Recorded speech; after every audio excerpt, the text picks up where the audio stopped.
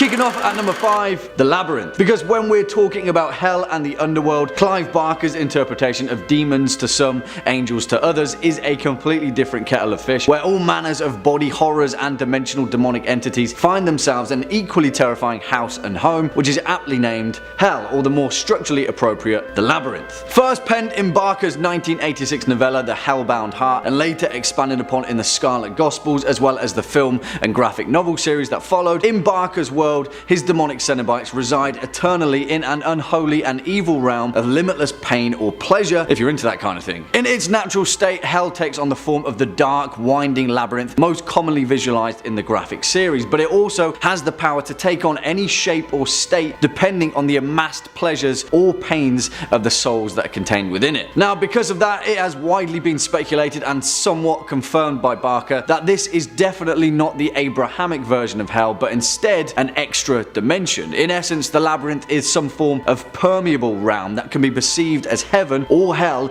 by whoever is trapped inside. It's led some to believe that the labyrinth itself represents the true nature of the human mind and all of the infinite possibilities that reside within the cracks of reality. And you know, that's also not really accounting for the fact that it's ruled over by the eternal evil Leviathan, a creature of ancient chaos that perpetually levitates at the geographical center of the labyrinth, watching over his hellish kingdom, raising towering sky-blotting monoliths to glorify his dominion over the Cenobites and mankind. I mean, for the most part, despite being one of the most hellish depictions of hell itself, you can't deny that Barker created an incredibly interesting landscape for horror fiction. Coming in at number 4, Dante's Inferno. Because if we're talking about hell, then finally we can mention the resounding work of classic literature, the 14th century epic poem that made up the first part of Dante's Divine Comedy, one of the most important works in the whole of canonical literature, and the allegorical progenitor of pretty much every hellish realm ever written after that. Also, this particular point goes out to the steadfast dedication of our top 5 scary viewer, Spencer Beard. Although we can't do an entire top 5 list of Dante's punishments, we can definitely condense them into one. So yeah, there we have it. Thanks. Now, as many of you will already know, Dante's depiction of hell is the archetype that laid the foundation for the vast majority of horror fiction, although it may not be as apparent as you may think. In the poem that begins on the evening of Maundy Thursday, the narrator, Dante himself, finds himself lost in a dark, dark wood, and after being nearly ravaged to death by 3 beasts, a leopard, a lion, and a wolf, he's rescued by the ghost of the Roman poet Virgil, who leads him through the gates of the underworld to begin a journey of the very fabric of the Abrahamic religion. And of course, what better place to begin than with hell. In Dante's Inferno, hell is depicted as 9 concentric circles of eternal pain and torment located deep within the bowels of the earth. These consist of limbo, lust, gluttony, greed, wrath, heresy, violence, fraud, and treachery, each of them dedicated to facilitating astutely specific and horrifying torments to bind any hateful soul for eternal punishment. Perhaps the worst of these is the Malbolge, the 8th circle of hell that consists of the 10 Bolges, a series of deep ditches where fraudsters, grifters, and thieves alike are dismembered and disemboweled over and over for eternity by a host of demons. Yeah, it's a pretty nasty place. Next up at number 3, Arrakis. Because talking about nasty and equally inhospitable places, Frank Herbert's fascinating and terrifying desert planet of Arrakis that makes up the homeworld of his fantastic sci-fi epic novel Dune is perhaps its own version of hell for those not willing to adapt to the relentless trials and torments that lurk deep within it. For those of you that haven't read Frank Herbert's Dune saga, please do, although they are pretty lengthy books, so I'll forgive you if you choose to watch David Lynch's 1984 film instead, because they're both great, although the books are better. The fact of the matter is though, when it comes to Arrakis, there's a lot to get through, so I'll try and condense things as much as possible. As laid out in the Dune saga, the planet of Arrakis is a desert wasteland battered eternally by scorching heat and a dry, arid climate where pretty much nothing can live or grow, save for a few hardy species of mice. Oh, and yeah, of course, a population of giant frickin' sandworms that live deep within the planet's surface, erupting out of the desert wasteland to destroy anything and everything whenever they feel like it. You might be thinking, well, why would anyone ever want to go to Arrakis then? And well, that's because the planet itself is the most valuable planet in the cosmos, and at the beginning of the saga, it is the only place in the Juniverse that produces spice, an incredibly powerful resource that powers spaceflight, and whoever controls the spice controls the destiny of mankind, and thus begins the eternal struggle and chaos chaotic political espionage that is Frank Herbert's Dune saga. Because although we've somewhat touched on the geographical horrors that lie within Arrakis, we haven't even gotten close to how damn violent and dangerous living on this planet would be if you somehow found yourself as a character in the novel, especially if your last name is Atreides and your first name just so happens to be Paul. Yeah, sometimes it doesn't matter what material terrors are lurking within a fictional world, because if you fill it with enough villains, assassins and bloodthirsty berserkers, it kind of just writes itself. Swinging in at number 2, Gamorra. And truth be told, we couldn't really do this list without somewhere mentioning the grim darkness of the Warhammer 40k universe, and although there are more nightmarish worlds and dimensions of pure chaos that make up the fictional realm, perhaps the most terrifying of them all is the dark city of Gamorra, the vile, obscene and impossibly evil home of the Dark Eldar. In the Warhammer universe, the city itself is said to be impossible for any outsiders to find, and it is widely believed to be hidden deep within the interdimensional labyrinth of the Webway, a corrupted version spreading out across the cosmic chaos like a virus. Because of that, Gamorra is a city of impossible creation, linked together by shimmering dimensional shortcuts, portals that are scattered throughout the galaxy, sometimes light years apart, but bound together by the chaos of the Dark Eldar's corruption. I mean, Gamorra is such an evil place that even the shadows that slink through the city have a habit of consuming its inhabitants. Not like it matters either, as Gamorra's population is estimated to be more than most star systems and is considered to be bigger than even mankind's largest hive cities combined. And it's also important to note that the population is comprised of some of the most evil,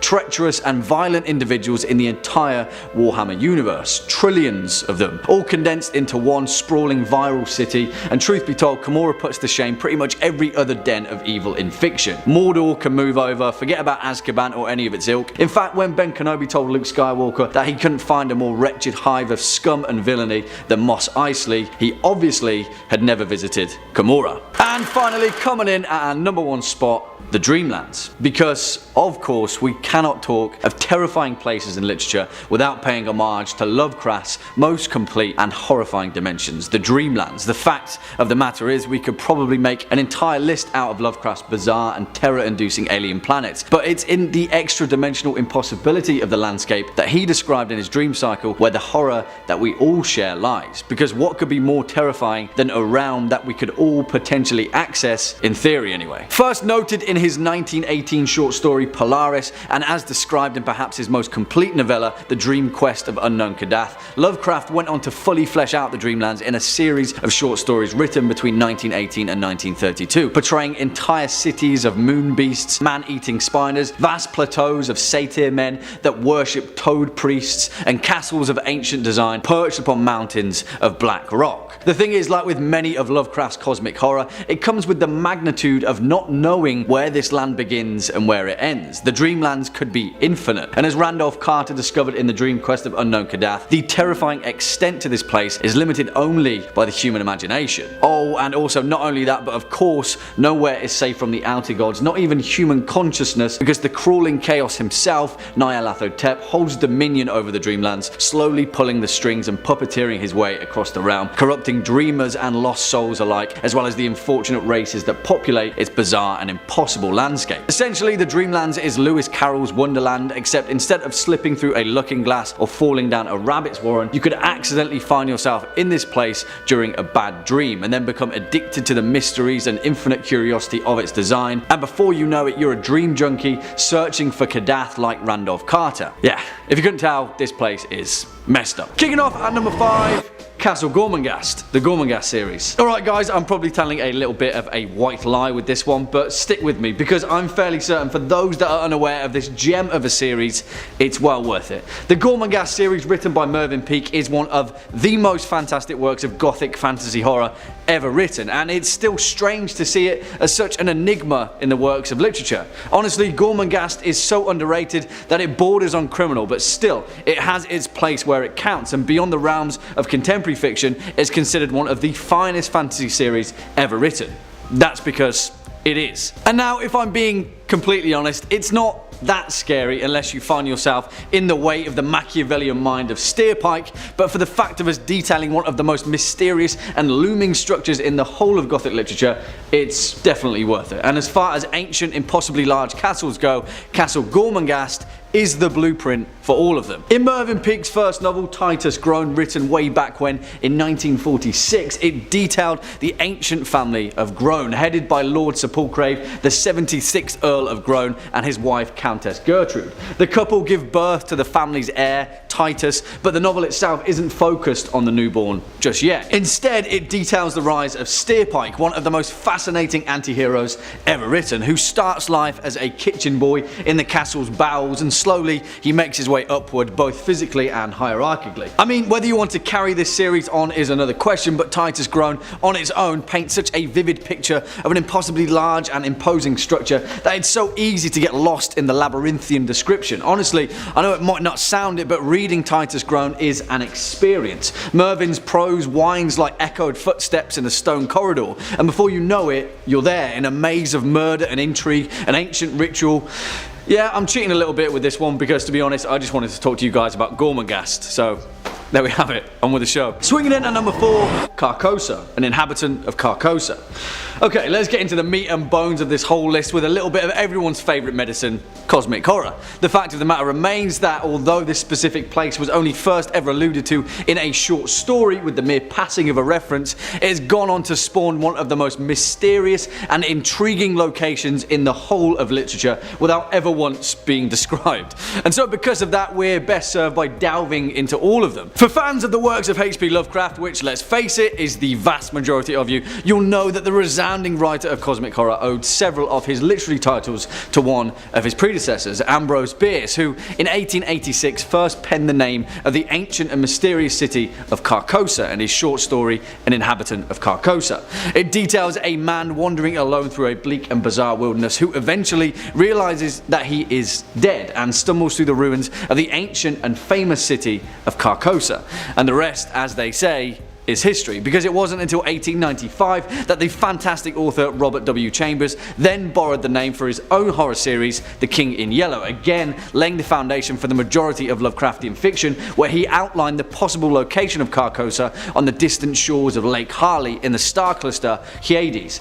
Again, the legend of CARCOSA grew, this time being wrapped up with the yellow sign, before being picked up again by Lovecraft and then added into the Cthulhu mythos. And that's where things got really terrifying, because instead of clarifying on the matter, they only got more mysterious. Alright, I get it guys, CARCOSA by its nature is indescribable and unknowable, but that's the point of cosmic horror, right? The real weirdness is how many times this damn city has cropped up in other works of literature. It's been alluded to in more Lovecraftian fiction than you could ever imagine, but not only that, it appears in the works of David Drake, George R.R. Martin, Alan Moore, and countless others. In the fantastic season 1 of True Detective, CARCOSA again is the crux of the whole show, and the yellow sign appears too. Hey, if you've seen True Detective, you know the implications of Russ Cole's and Marty Hart's findings at CARCOSA. Yeah, put a pin in this one because we may never know. Next up at number 3, The Abyss, Dungeons & Dragons. Alright guys, I'm not gonna lie, this list is a little bit of a crowd pleaser, but hey, it's got everything that I love: Gormenghast, cosmic horror, and then the next best thing, D&D. For those of you that have played Dungeons & Dragons, the finest pen and paper role-playing game ever created, you'll know how rich and impossibly vast the fictional cosmology of its universe truly is. And for a canon that relies on over 45 years of expanded universes upon expanded universes, there is perhaps only one place that takes the cake as the home of everything and anything evil.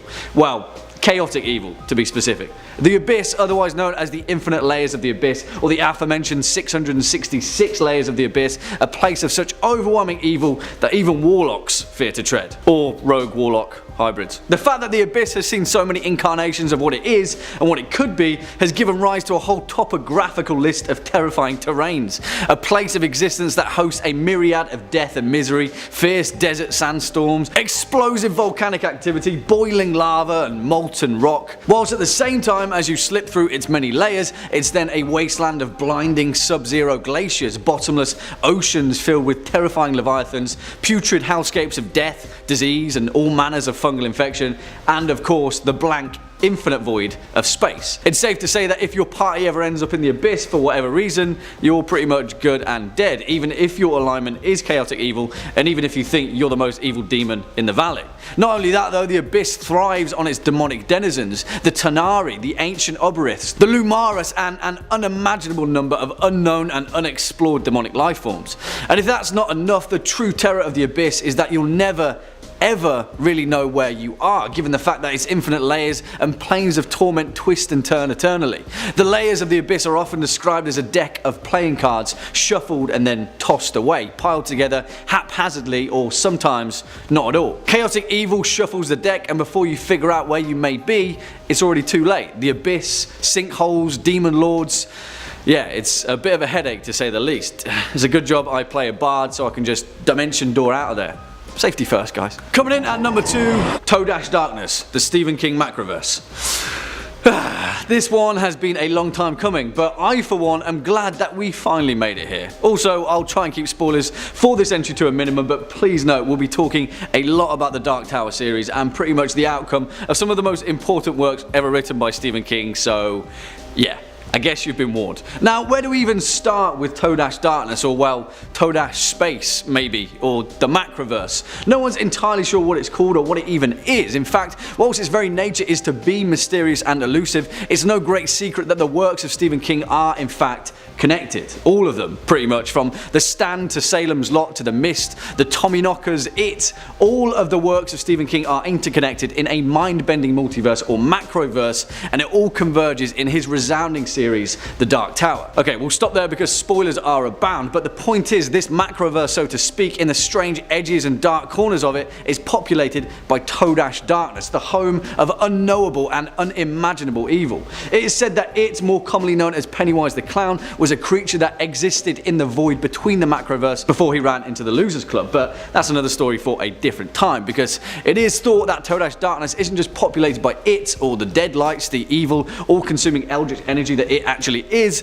but an entire host of impossibly evil creatures and creations that are just waiting to spill out into all of existence. Todash, in essence, is the act of travelling between the thin spaces of the macroverse, or thinnies, as is explained in the Dark Tower series, but I'll leave that for you to find out on your own. And Todash Darkness is the evil that is conjured if you linger there too long. It is the home of CRYTHIN and the Leatherheads from under the dome. In The Mist, the Arrowhead Project is believed to be the reason why the town of Bridgeton, Maine suddenly became a target of the macroverse, and the whole host of cosmic horrors that spawned around the town were of Todash Darkness. They are the Tommyknockers. It's even thought that in From a Buick 8, the car itself is a portal to Todash Darkness, and that by proxy, Christine, the car from the novel of the same name, is a similar macroverse vessel. Yeah, Todash Darkness, your guess is as good as mine. And finally, coming in at number 1 spot, The Warp, Warhammer 40k. Okay, I kind of got a little bit of flack in part 1 of this list for featuring Comora, the home of the Dark Elves, instead of The Warp, but hey, we're working our way toward the big bad baddies of literature, okay guys? Part 2.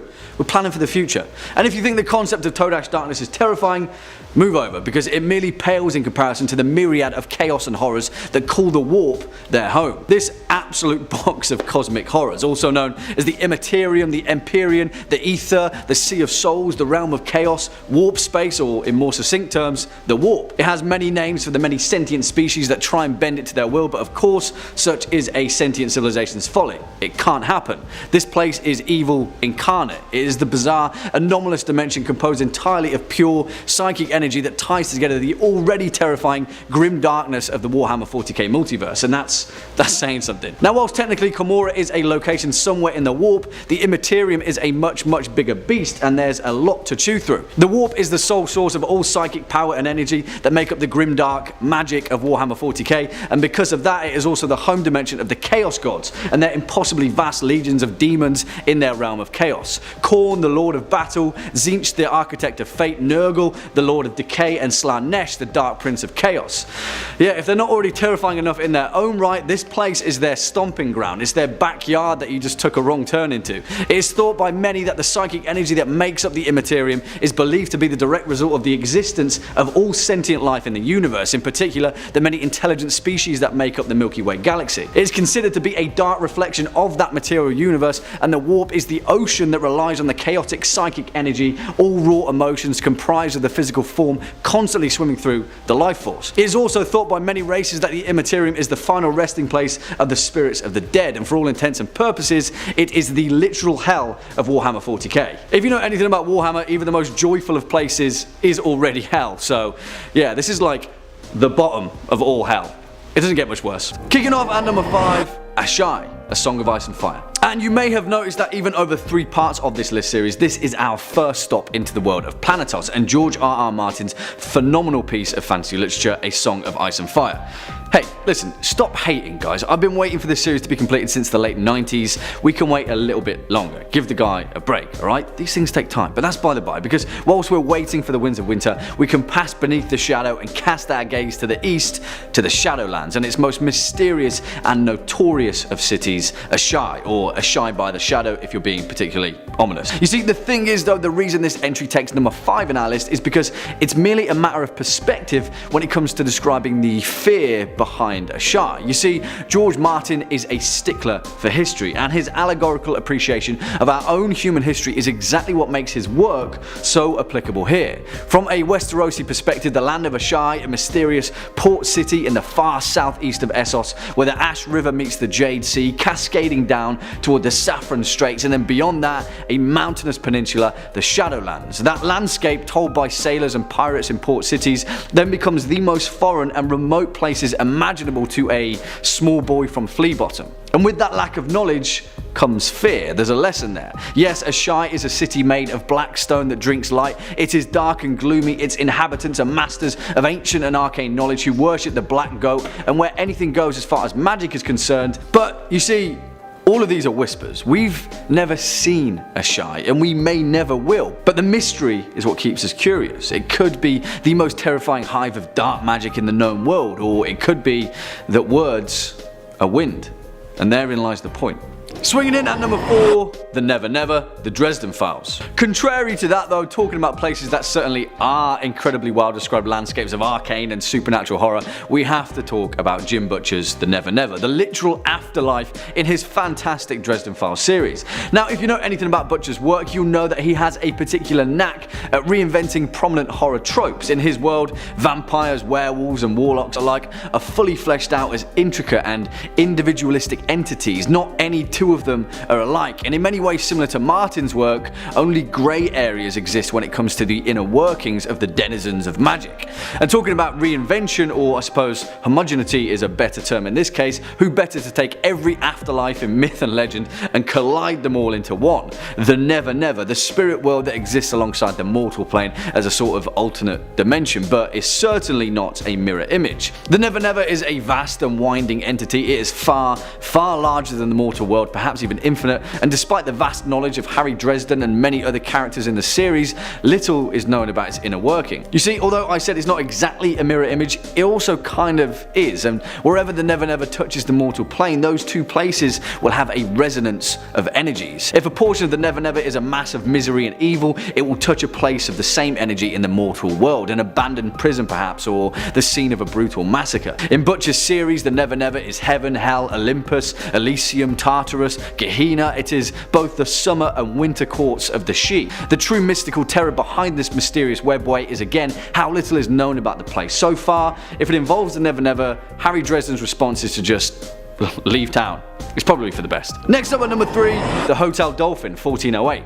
And whilst many of you will probably wonder why the Overlook Hotel doesn't take this spot instead, my response would be, Room 1408 is far more terrifying than that place ever could be. And also, in many ways, 1408 is perhaps one of Stephen King's most terrifying, well, monsters, I guess, because if you read his remarkable 1999 short story 1408, then you'll know how truly terrifying this entity of a room really is. Now, obviously this particular entry isn't going to go without spoilers, so I'll try and keep things as loose and as fast as I can in order to paint just how demonic this hotel room really is. But if you're really not in the business for having this story ruined for you, just pop on over to the next point. You see, as the tale describes, King's protagonist Mike Enslin is an author, a famous debunker of haunted houses and paranormal places across the United States. 10 nights in 10 haunted houses, 10 nights in 10 haunted castles, and of course, his next release, 10 nights in 10 haunted hotel rooms. And as Mike Enslin finds out at the Hotel Dolphin on 61st Street in downtown New York City, there is a room of such bloody infamy that has been left empty for over 20 years. Upon his arrival, the hotel manager gravely warns him of room 1408's morbid history. It has been responsible for at least 42 deaths, 12 of them suicides, over a 68-year period, but he's heard it all before. Mike Enslin does this kind of thing for a living, and he won't be dissuaded by the pleas of some hotel manager. Well, obviously I won't paint too much of a vivid picture because really you should read 1408 if you haven't already, but some of the scenes depicted in this story are genuinely some of King's most terrifying pieces of prose, particularly when it comes to a certain phone call that incessantly won't stop ringing. Yeah, it's probably for the best that I just leave things there, but room 1408 at the Hotel Dolphin is certainly one of the most memorable and equally terrifying places in horror literature. Coming in at number 2, Autumno, the Silmarillion. And truth be told, although 1408 is a terrifying place, what better way to shatter the confidence of our imaginations than an entire iron fortress of some of the most evil entities ever created in fantasy fiction. You see, I've seen a lot of you top 5 scary fans calling for Mordor to appear on this list, but hey, we all know that Mordor is merely the summer home of the Dark Lord himself, and the real stronghold of evil incarnate is Autumno, or Adun if you're so inclined. For fans of J.R.R. Tolkien's legendary work of fantasy, The Lord of the Rings, you'll know that the compendium behind the series, the Silmarillion, fleshed out the primal evils of the world. The prime of those evils was Melkor, and this place, Autumno, far in the north of Middle-earth during the First Age, was the location of his deepest of fortresses. It lay in the Iron Mountains above even Angband, his vanguard stronghold, carved into the very flesh of the earth. And essentially, if you're wondering where all of the many demons, wraiths, trolls, balrogs, and even the hideous race of orcs were first birthed from, it was this place. During the time of the lamps, the creation mythos of Middle-earth, Melkor, the first Dark Lord, began digging his great pits deep within the bowels of the earth, clawing his way into the darkness, where he then lured and called out to the evil powers of the world to join him. Here he existed for millennia, eventually expanding upward through the Iron Mountains to the surface, where he constructed his vanguard fortress of Angband to wage a war upon the Valar in the War of the Lamps. Listen, there is so much lore behind the Silmarillion, particularly when it comes to Arda, but do you know that scene in the Fellowship of the Ring where my man Gandalf does the whole "fly you fools" thing and has to wrestle with the Balrog? Well, yeah. This place is where they hibernated, and when I say they, I mean an entire army of them. Autumno. It's not a nice place. And finally, coming in at number 1 spot, the Jaunt. And you see, I thought long and hard about where to place this entry on our list, and I'm relatively certain that when you strip it all back, the Jaunt is perhaps one of the most terrifying places ever penned in literature. And who best to pen it? Of course, Stephen King. Hey, listen, I'm not bothered if we have the King of Horror show up twice on our list. In fact, I'm honoured. But for those of you that have read his 1981 short story, you may understand exactly why we have to put this place at the top of the pile. First published in the Twilight Zone magazine and later added to his 1985 collection Skeleton Crew, this is perhaps one of King's most explicitly science fiction entries. The Jaunt, which is a short enough read, is a tale that takes place in the early 24th century, where the technology of teleportation, referred to as jaunting, is entirely commonplace and is used for instantaneous transportation across enormous distances, where humanity is now pretty much colonized our entire solar system. Now, I'll try my utmost not to ruin any of the actual bones of the story, which solely features a young family about to jaunt their way to Mars, but it's in the exposition of this place that truly takes you off guard. You see, the Jaunt is the place that you must pass through in order to be a recipient of this instantaneous teleportation, and thus travel such immense distances. But as the pioneers in the early days of this technology quickly discovered, a traveller has to be completely unconscious to survive the Jaunt effect, as is explained by the family's father as they prepare to undergo general anesthesia at the beginning of the story. Alright, I'll stop there because really, if you haven't read it, I'm sure that there's a PDF floating around somewhere for you to sink your teeth into, but honestly, I'm not sure if it's just me, but King seemed to have struck on an oddly specific nerve here. Maybe the Jaunt is Todash darkness, maybe it's the place that we see when we close our eyes and go to sleep at night. But one thing is for certain, I don't ever want to find out. Coming in at 5, Shutter Island, Shutter Island. Shutter Island is a novel by Dennis Lehane, which takes place in 1954, during which time US Marshal Teddy Daniels and his new partner Chuck Ayul have to come to Shutter Island, home of the Ashcliffe Hospital for the Criminally Insane, to investigate the disappearance of a patient. Multiple murderess Rachel Solando is loose somewhere on this remote and barren island, despite having been kept in a locked cell under constant surveillance. As a killer hurricane relentlessly bears down on them, a strange case takes on an even darker, more sinister shade, with hints of radical experimentation, terrifying surgeries, and lethal counter-moves made in the cause of a covert shadow war. No one is to escape Shutter Island unscathed. Both the novel and movie are unnerving, utterly suspenseful, and has you confused from the very start as to what is reality and what is not. Readers and viewers have always been torn about the ending of the film, with most people interpreting it in a different way, and although it is still debated as to whether the island is actually a correctional home, it is definitely a place you would not like to visit. It is cold, isolated, and though sprawling, feels as though you will never be free. You can never escape the grasps of Shutter Island. Coming in at 4, Mordor, The Lord of the Rings. Mordor hails from the fictional world of J.R.R. Tolkien's Lord of the Rings and is the realm and base of the arch-villain Sauron. It is a black volcanic plain located in the southeast of Middle-earth to the east of Gondor and the great river Anduin.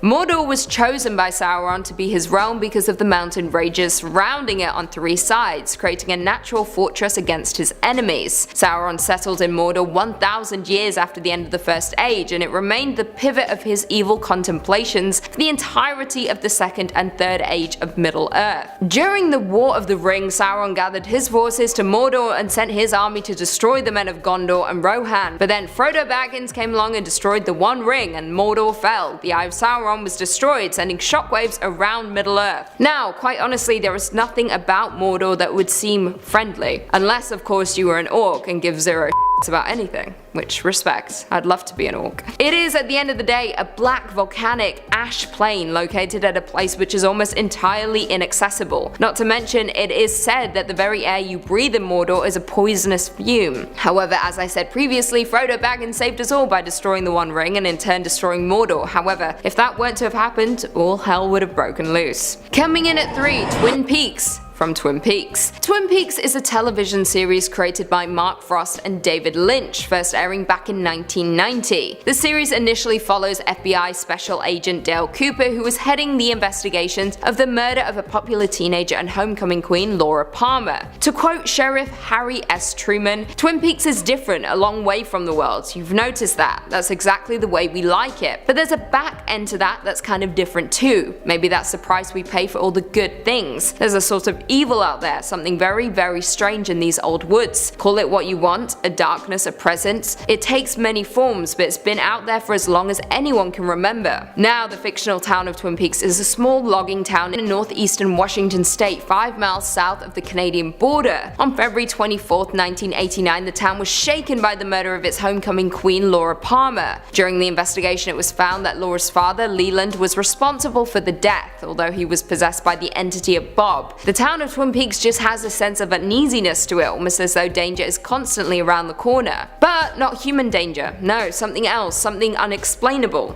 A dark presence that is just constantly lingering like a dark fog over the town. You honestly couldn't pay me to go to Twin Peaks. Coming in at number 2, CRYTHIN Gifford, The Woman in Black. The Woman in Black is a 1983 horror novel by Susan Hill, written in the style of a traditional gothic horror novel. The plot concerns a mysterious spectre that haunts a small English town, CRYTHIN Gifford, a small market town on the northeast coast of England. Arthur Kipps, a junior solicitor, is lured to the town after the death of a woman and begins to learn of its dark, ominous secrets. Sam Daly gives a charming description of CRYTHIN Gifford to Arthur, stating, "There's the drowned churches and the swallowed up village. Those are particularly fine examples of nothing to see. And we've a good wild run of an abbey with a handsome graveyard. You can get to it at a low tide." And that's exactly it. CRYTHIN Gifford is a dreary town that feels completely isolated. The surrounding wilderness all but swallows it up, and in some cases quite literally swallows things up, including the Pony and Trap. In the town of CRYTHIN, Gifford, is Eel Marsh House, a large foreboding home where Alice Drablow lived out the last of her days, and of course, it's haunted. Arthur describes the house as, I quote, "Then as it was so bright that it hurt my eyes to go on staring at it, I looked up ahead and saw, as if rising out of the water itself, a tall gaunt house of grey stone with a slate roof that now gleamed steelily in the light," which is the best way to describe the home, a gaunt presence, something that is half alive and waiting to consume you whole. Not one place in CRYTHIN Gifford is safe, and we learned that at the end of the book, but I can't spoil the whole thing now, can I? And finally coming in at number 1, the Overlook Hotel from The Shining. The Overlook Hotel exists in the Stephen King universe in the absolutely terrifying novel and movie The Shining. The Shining was published back in 1977 by Stephen King and centers on the life of Jack Torrance, an aspiring writer and recovering alcoholic who accepts a position as the off-season caretaker of the historic Overlook Hotel in the Colorado Rockies. His family accompanies him on the job, including his young son Danny Torrance, who possesses The Shining, an array of psychic abilities that allow Danny to see the hotel's past. Soon after a winter storm leave them snowbound, the supernatural forces inhabiting the hotel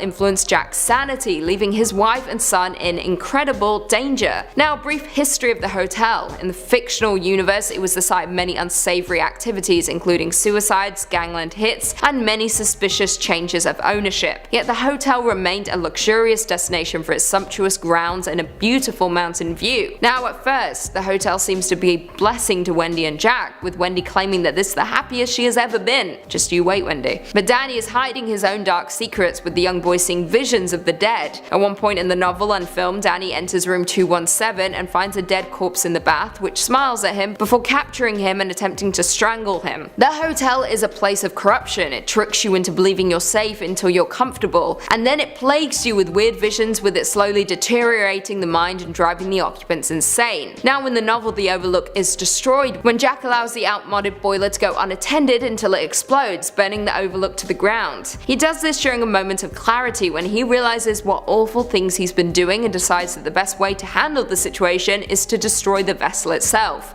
the hotel.